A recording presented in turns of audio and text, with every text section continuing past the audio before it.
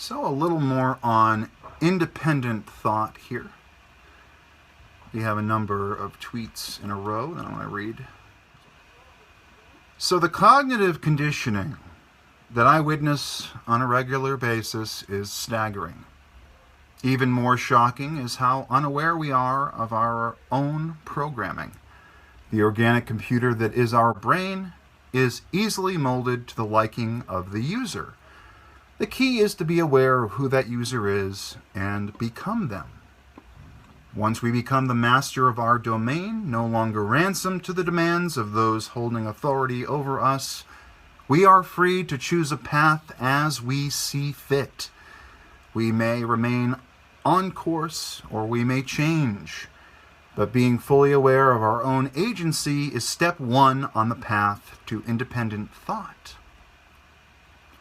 Step two may be to question boundaries, even, some would say, especially the ones that you'd marked as absolute. If you feel fear or even pain over absorbing new information, it may be a sign of trauma, a powerful tool that can be used to dissuade you from challenging authority, challenging your confirmation bias. There are few bigger red pills than realizing how universally trauma is applied in our society, notably as a means of controlling individuals. If you don't do this, something bad will happen. It's everywhere, impossible to avoid. What you can do is change how you approach it.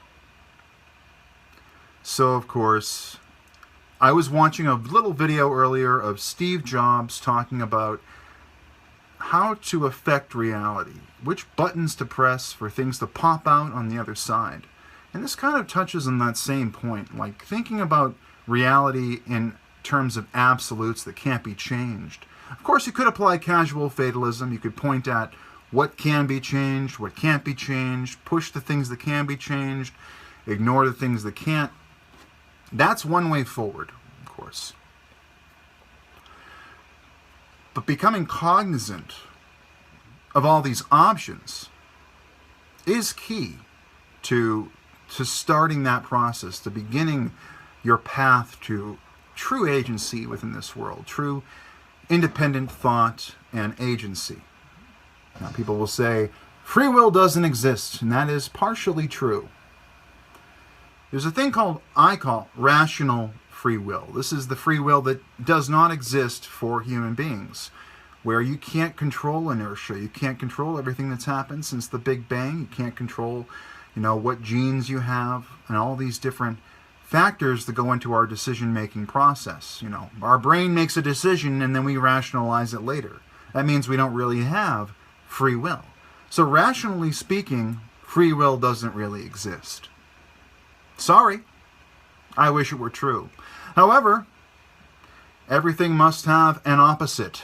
So there is an opposite. There is another side of the coin from rational free will.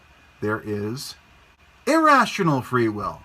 Well, that's what I call it. And that is, of course, remembering that to think positive and to make sure that you never give up.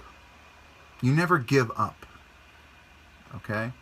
Because not everything is predetermined. Life is what we make it.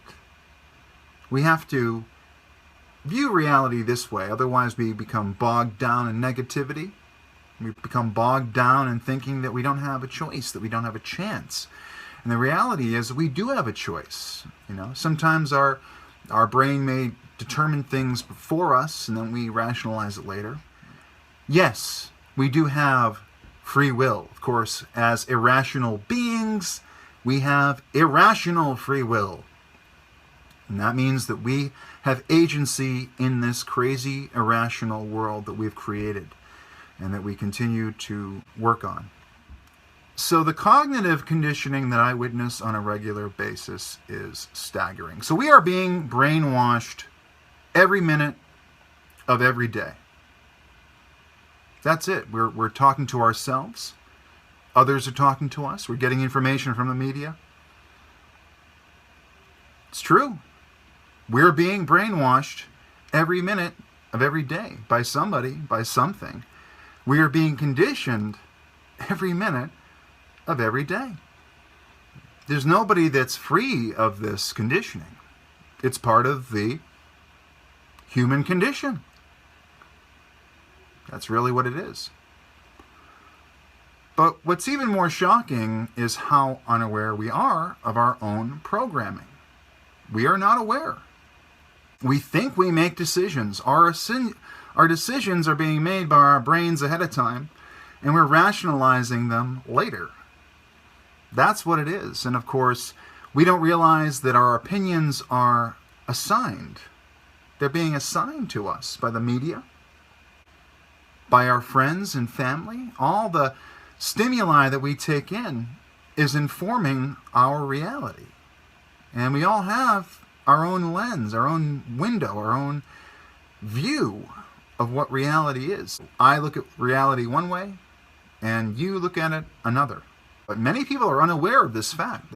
They think, well, there's this objective reality, there's right think, and there's wrong think. And I'm thankfully on the right side of this coin. I'm in right think mode. I am listening to the right people, and I have cast aside everybody that I think is wrong. As long as I make sure all the wrong people stay on this side of the wall, well, we'll be okay. We'll be safe. We'll be science-based. We'll be fact-based. And we won't have to worry about any of that silly debate or dialogue stuff. We're already safe in our echo chamber, inhaling our own farts. Feels good. But the organic computer that is our brain is easily molded to the liking of the user. The key is to be aware of who that user is and become them. So again, we are being brainwashed, and that's just one word we can use. You can call it conditioning, you can call it programming, however you want to call it. We program ourselves all the time. So if you're only listening to other people define who you are, what your potential is, what your reality is, if you're only listening to the media to determine what's going on, if you're spouting opinions from talking points memos at the DNC or the RNC, you're an NPC. And you might be watching MSNPC. Who knows? But those are the users. Those are the people trying to program us to do their bidding, to vote the way they want us to, and to listen to what they have to say, make sure, again, follow the money. They're going to go ahead and they're going to hope that you make decisions that benefit them. I think you'd probably do the same. I might do the same in their position. Those that don't, well, I wouldn't do it as a politician. I wouldn't become a politician just to control people. I become an entrepreneur. That's right, I get you in the door with my products and I'd make money that way. I'd want to be independently wealthy. I wouldn't want to be basing my entire existence on favors from crooked, corrupt politicians. It's just not the way that I'd want to work. Now, I may have a video called Jeff Tidwell is a grifting, gaslighting fraud, but I don't want to be a grifting, gaslighting fraud. I want to get by on merit. I want to have something to offer you, and hopefully you're getting something out of these videos. I enjoy making them. I have been working hard to bring you entertainment and enlightenment in, well, somewhat equal doses, I suppose. Well, you can tell me in the comment section below. But the key is to be aware of who that user is and become them. You are your own master. You are your own master. I believe in you. Don't be dragged around by what other people want and what other people think. Be yourself. Be an individual. Question everything. Question authority. Seek subject matter experts, of course, when you're trying to learn more about a specific thing. But again, they're just people. Institutions are just people. Scientists can be tribal too. They're just people. Our parents, our government, just people. Once we become the master of our domain, no longer ransom to the demands of those holding authority over us, we are free to choose a path as we see fit. Choose your own adventure. We may remain on course, and we may change, but being fully aware of our own agency is step one on the path to independent thought. Okay, so again, we have to make sure that we're not just going with our group, going with our team. We need to listen to both sides. And of course, we may bias on one side here and there. We might go into the echo chamber, but I say echo chamber should be a vacation, not a permanent home. Okay? It might be nice to let your mind settle, to listen to people that agree with you for a while, but to live there wouldn't be healthy for your intellect. It would be anti-intellectual just to listen to people that agree. It's comforting. It's a good vacation from the debate, from the dialogue. If it's where we live, well, we get too much confirmation bias. Our cognitive dissonance muscle grows stronger, and we start rejecting new ideas on a far higher clip. And I don't like that. So we have to keep aware. We always have a choice. That's why I'm largely a libertarian. I believe in choice. I don't want too much coercion. I don't want too much control. I like bottom-up philosophy, not top-down. I tend to like it when there's options. There's places to go. A/B test. If A is bad, go to B. Meritocracy. Not reverse meritocracy. That's idiocracy. Give credit where it's due. And you can give accolades first and then criticism second. That's what I recommend. Or you can just give all criticism all the time, all accolades all the time, and that creates what we call chaos.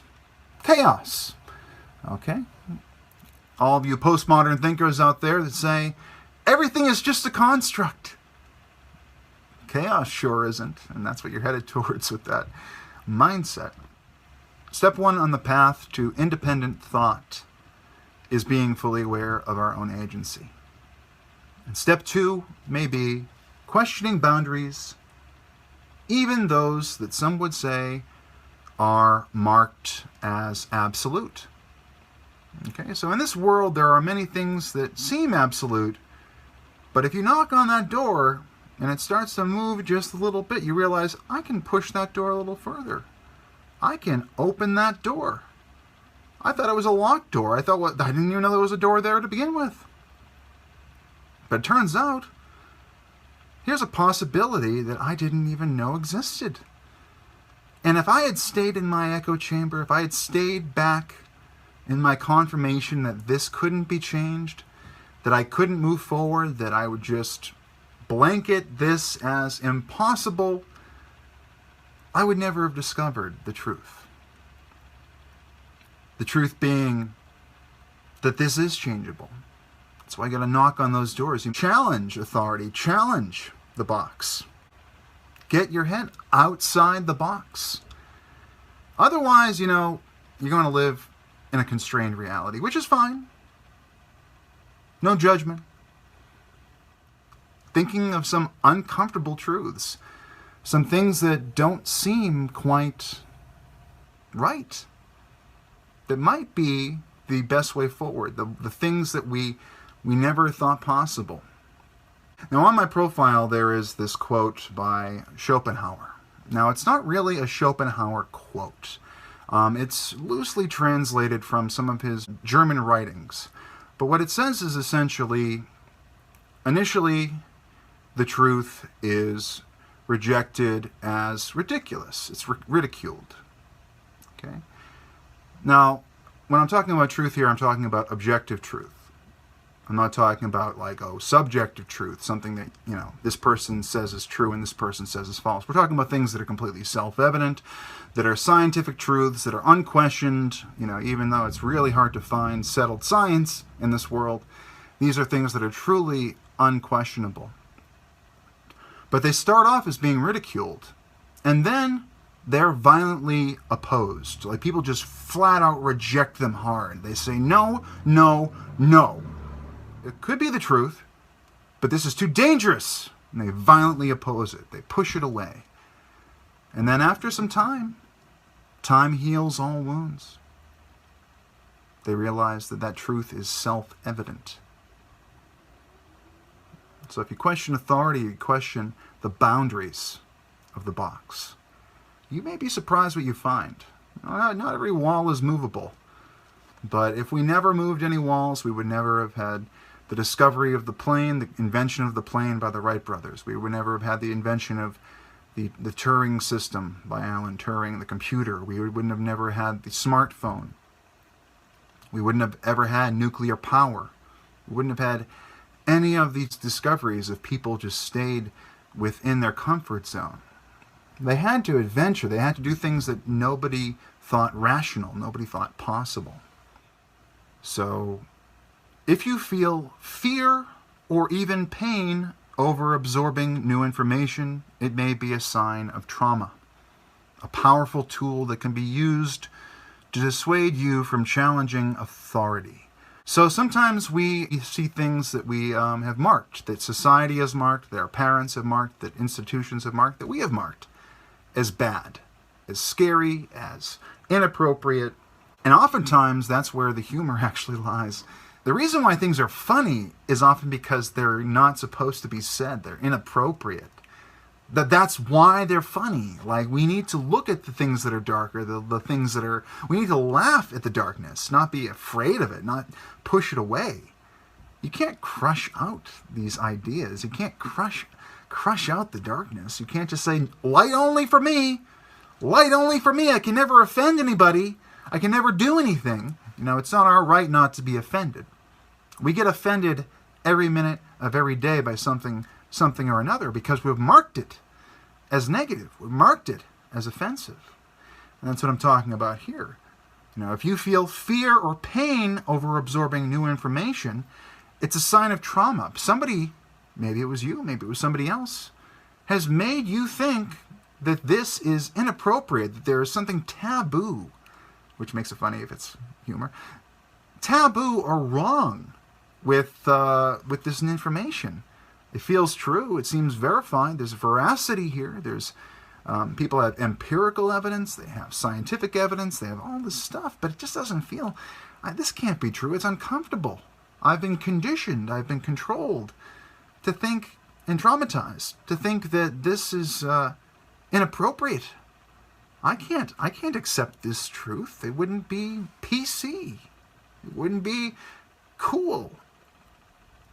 Or whatever reason that we've given ourselves to have cognitive dissonance, to reject the information, even though, and try to hold this like we kind of believe it's true, but we can't accept it. We just can't. We have two conflicting ideas in our head at the same time, and we're just like, what's more comfortable? I'll just go with my confirmation bias. It is a powerful tool. People can control you by associations, telling you what you can associate with. Oh, if you talk to that person over there, that deplorable, you can't be in the club anymore. I don't want to be friends with you. If you voted for that person, I can't talk to you anymore. If you watch that TV show or you listen to that news broadcast with that specific person I don't like her. You can't watch that and be my friend at the same time. You can't be part of the club. You can't be part of the correct side of society, the right think world. If you associate with those things, you better be careful. You know, or we might debank you, we might deperson you, deplatform you, and then we might smear you and slander you in the media to make sure everybody knows it. They'll run you through the phases of censorship. First, they try to self-censor you. They say you should stop talking, you're not qualified to talk. And then they'll tell everybody else, you know, hey, don't listen to this person. This person is not credible. Doesn't matter what they... Don't listen to them. Don't listen to them. They're not credible. If you listen, hey, I'll cast you out. You'll be deplorable to me. Get out of here. And then, of course, if they have the power, if they have the authority, they will wield it to fully silence you. Those are the phases of censorship.